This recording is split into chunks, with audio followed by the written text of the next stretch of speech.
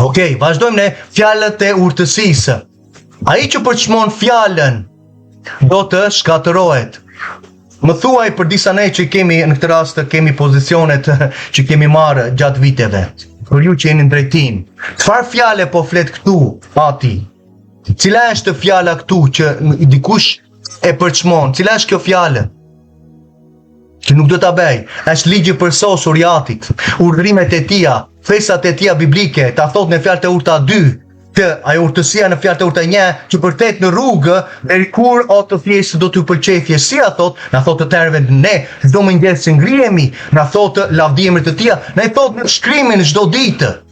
Dhe masandaj vjen në fjalët e urta 2 thot, mos harroni mësimet, doktrinat e mia thot, mos harroni mësimet, urdhrimet e mia, që kështu masandaj do keni jetë dhe paqe për familjet tuaja, për fëmijët tuaj. Sepse ai që e heq atë ligjin e përsosur, çfarë ndodh?